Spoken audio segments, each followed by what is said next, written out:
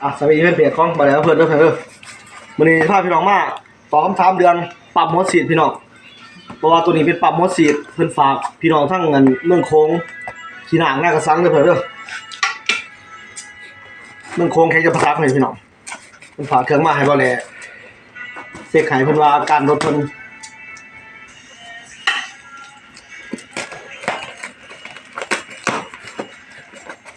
จะมาตอบคำถามให้เด้อเพื่อนอย่าลืมแชร์กำลังใจไปพี่น้องปรับโมสีเพียงตัวนี้ปรับโมสีของจักเก่าหาด้วยเพื่อนจักโกลเด้นโบเก่าหากุลคุบุตะอีที่เก่าหาโกลเด้นโบอีวาเซตทีใช่ไหมพี่น้อง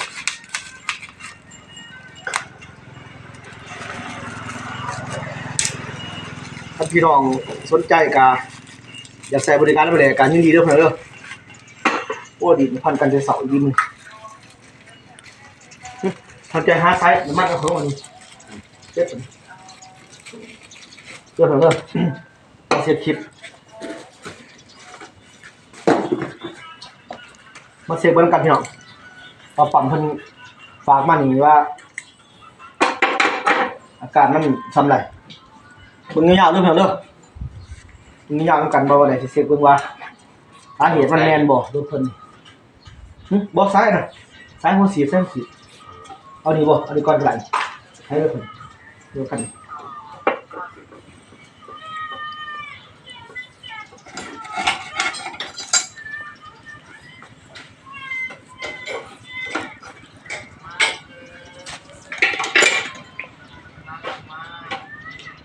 เดี๋ยวใครจะมาเลยไปชิมลองหยุดไปก่อนพี่น้อง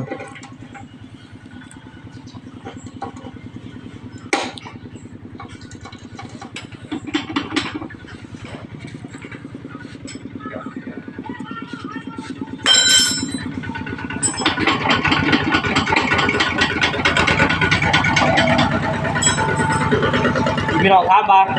ปั๊มมีถามมันอ่อนนี่มันสิบอกแบบบอกเขาได้บอกพี่น้องผมแพ้ได้พี่น้องอ่อนปานใดขี้ได้ปานใดรุ่นขี้ได้พอสิบปานใดก็มันออกพี่น้องแบบนี้ต้องออกนี่ต้องออกก็แบบขี้ได้ปานใดก็ต้องออก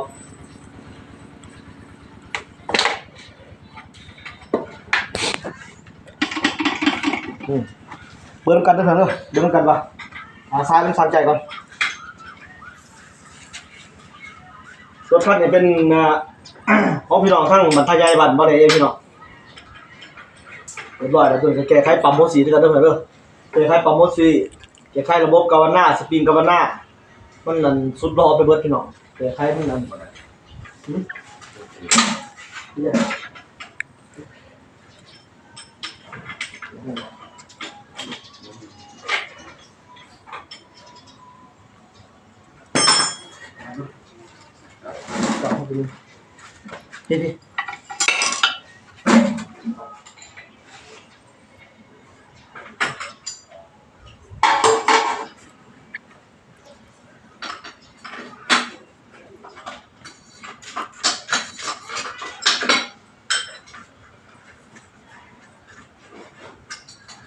มันยืมซ้ายด้วยเหรอยืมซ้ายจะมาใส่ยืมซ้ายมาลองซื้อเดี๋ยวพี่น้องเบิ้ลกันว่าปั๊มที่พี่น้องเพิ่นฝากมานี่ว่ามีคุณภาพสำหรับพี่น้องเพิ่นฝากมาเรื่องพี่น้องที่ต้องทำให้พี่น้องว่าปั๊มที่มันดีหรือบ่ดีหั่นถ้าปั๊มใต้ปั๊มบ่ดีปั๊มอ่อนหั่นมันบ่ออกแป๊บตัวนี้บอกเพิ่นถามว่ามันบ่ออกมาบ่นะพี่น้องคนหมายเพิ่นถามว่าเพิ่นโทรคนหมายเพิ่นถามมาว่าได้สิอธิบายให้แจ้งว่าถ้าปั๊มอ่อนนี่ถ้าปั๊มใช้บ่ไหลนี่น้ำมันบ่ออกเลยบ่หั่นนะบ่แม่นได้พี่น้องน้ำมันนี่ออกเบิดปั๊มรุ่นที่ได้ยังเท่าใดก็ตามมันออกเด้อพี่น้องมันออกแต่ว่าบัดพี่มาใส่กับหัวฉีดพี่แห้งอัดระหว่างหัวฉีดกับแห้งอัดระหว่างหัวฉีดของอันนึงกับปั๊มนี่หัวฉีดมันสิแข็งปั๊มมันสิอ่อนมันก็สิได้รู้สึกว่าไหล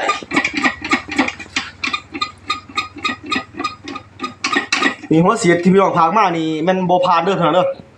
หัวฉีดนี่มันบ่ผ่านแต่ว่าปั๊มนี่อาจจะไหลแล้วหัวฉีดบ่ผ่านแต่ว่าคันให้คักอีหลีมันนี่หัวฉีดที่บอกพี่น้องตากล่องใหญ่เด้อนี่พี่น้องให้หน่อย รถเพิ่นนี่เพิ่นว่าอาการของเพิ่นนี่บ่แลจักข่อยนี่อาการกินยากเพิ่นว่าแต่บ่ฮ้อนกินง่ายเรื่องนี้นี่มันหลายเด้อพี่น้องเด้อเนาะได้มันหลายสาเหตุให้เนาะนี่ขนาดนี้มันบ่ผ่านพี่น้องเข้มแก่บ่ตกนี่เด้อพี่น้องเด้อเป็นบ่ตกที่ว่านี่ปั๊มนี่เร่งเต็มแล้วพี่น้องนี่เด้อตกนี่ปั๊มนี่เด้งมาสายนี่มันเด้งเต็มแล้วนี่แต่หัวฉีดนี่พี่น้องถามว่าอาการที่เพิ่นว่ากินยากนี่เดี๋ยวเพิ่นมาสกองนี่ท่านดูนี่ถือว่าพี่น้องทั้งอันเมืองโค้งทั้งบ้านขี้นากหน้ากระซังเด้อเพิ่นเด้อที่เพิ่นฝากปั๊มมาให้บ่ได้เสียให้เป็นบ่ผ่านเด้อเด้อปั๊มใหม่บ่ผ่านเด้อถ้าเป็นไปได้นี่อยากแนะนำนี่เพราะว่าปั๊มนี่อยากแนะนำให้เปลี่ยนทั้งหัวฉีดเปลี่ยนทั้งปั๊มแต่บ่ให้เปลี่ยนมันหน่วยพี่น้องให้เปลี่ยนแต่เข็มมันทั้งในมันหัวหยอดมันนี่แต่หัวตัวนี้ถ้าเป็นตัวนี้นี่ซื้อหัวฉีดบ่หน่วยนี่ตัวธรรมดาเลย3หน่วยพุ่นได้พี่น้องราคามันต่างกันเด้อเพิ่นเด้อคุณภาพมันสิต่างกันบ่ได้ราคามันต่างกันซั่นนั้นให้พี่น้องคิดเอาพี่น้องถามมาหลายว่าเปลี่ยนบ่หน่วยนี่เอามาใส่เนี่ยบ่หน่วยก็บ่ได้ใส่ได้บ่หน่วยก็บ่ผ่านเป็นจังได๋หั่นโอ้ยนุ่งเสือนะทอดเด้อเลยขี้เกียจนั่งขี้หาดบ่ตากแดดดีเรื่องของเรื่องวันนี้ปั๊มเฮือนนี่บ่แลแนะนำนี่มันถ้าอยากให้ดีนี่มันเปลี่ยนทั้งปั๊มนะครับทั้งหัวฉีดแต่มันมีว่าวปั๊มเป็นสุดของมันเพราะว่าสาเหตุที่ปั๊มหัวฉีดนี่ถ้าปั๊มบ่ดีหัวฉีดดีนี่ก็แพ้หัวฉีดพี่น้องใส่บ่พอท้ายหัวฉีดก็ติดอีกหัวฉีดนี่สิถอนบ่ติงโลดถ้าปั๊มบ่ดีนี่ทุกอย่างมันต้องดีนำกันเด้อพี่น้องสาเหตุมันนี่บ่ได้สิมาตอบให้นี่เห็นบ่เนาะถ้ามันดีมันสิแป๊ดงามโลดทุกทีเห็นบ่แต่ว่าคันอิ่มแห้งได้ถ้าเห็นที่ว่าจักมันติดได้เด้อพี่น้องเด้อเพราะว่าเรื่องถ้าแห้งอัดดีเรื่องจักนี่ระบบจักกระส่วนเท่านี้จักพวกสูบเบี้ยจักกระส่วนถ้าแห้งอัดดีว้าวดีคือสูบแบดดีเนี่ยพี่น้องแห้งอัดดีน้ำมันนี่ขอแต่มันออกไปใส่มันกินได้พี่น้องกินได้แต่ว่ามันก็สิเสียงบ่ลืมตึมต่ำแบบนี้นะแต่ว่าคันออกแบบนี้มันติดบ่ได้เด้อพี่น้องเด้อคือเห็นนำกัน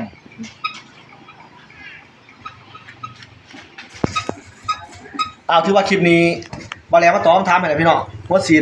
ดบ่เพราะว่าพี่น้องถามมาว่าหัวฉีดมันดีแนวอะไรบ่ได้หัวฉีดดีบ่แม่นแนวนี้เด้อเพิ่นเด้อแล้วก็ปั๊มดีนี่มันต้องต่างนี่พี่น้องถ้าว่ามันดีแต่ว่านี่ระบบมันนี่ถามว่าถ้าเอิ้นว่าเปลี่ยนจากหัวฉีดนี่ได้บ่ได้พี่น้องแต่มันสิบ่ร้อยเด้อพี่น้องมันสิความละเอียดมันสิบ่ร้อยมันบ่ฮู้ว่าพอปั๊มนี่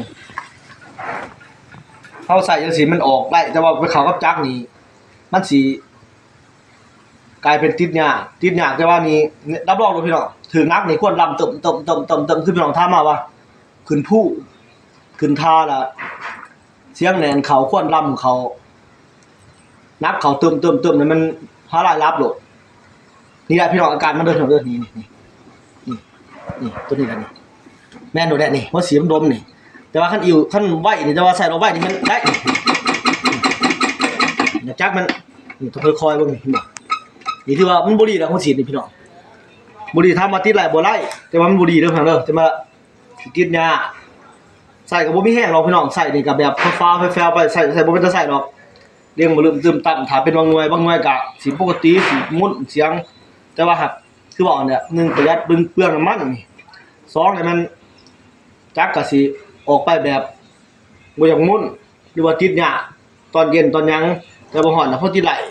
เรื่องของเรื่องบ่ได้ใส่คำว่าพอติดไหลแต่ว่าบ่แม่นมันง่ายได้นี่เบิ่งนำกันเด้อพี่น้องนี่บัดถามว่าติดไหลบ่ได้แต่ว่าใส่บ่เป็นตาใส่คุณภาพบ่ไหล1พี่น้องถามมาเรื่องว่าควรลำอัน2เพิ่นว่าก็ขึ้นผู้คือกันขึ้นท่าคือกันขึ้นท่าสั้นแบบว่าเวลาจักฮ้อนเสียงสิลดลงเลยเสียงสิห่วยลงเลยโดยสิบ่มีควรตัวนี้ปรับบอลด้วยเพิ่นเด้อปรับบ่มีคุณภาพปรับบาท 1,000% โดดแต่ว่าถ้าว่าขึ้นท่าถึงนักละควรลำปุ่มถีบเด้งบ่ออกมีแต่สิแน่นเขามีแต่สิรับแม่นหัวสีดครับหัวลงเบ้าเด้อเพิ่นเด้อเบ้าบ่ดีครับตัวนี้บ่ดี2อย่างแต่ว่าทางห่วยลงมันปรับตัวเดียวโดดถ้าว่าห่วยลงสิบ่มีควรมันปรับตัวเดียวเอาต่อไปนะพี่น้องจะได้ก็ฝากกดไลค์กดแชร์ให้กำลังใจนี่แม่นสิไปตัวนี้มันสิเอาโพสต์ลงแล้วก็สิส่งให้ทางเจ้าของเครื่องเพิ่นเบิ่งน่ะ ว่าการมันจังได๋เดี๋ยวจังสิถามเพิ่นว่าเพิ่นสิเปลี่ยนบ่เพิ่นสิเอาสำไรสิแก้ไขจังไดคันเพิ่นว่าแก้ไขก็แน่นอนต้องเปลี่ยนหัวฉีดพี่น้องคันว่าแก้ไขแต่ว่าคันเฮ็ดให้ร้อยนี่แม่นต้องเปลี่ยนทั้งปรับเปลี่ยนทั้งหัวฉีดแล้วก็เช็คความแข็งความอ่อนใส่กันขอบใจพี่น้องครับแล้วก็แซ่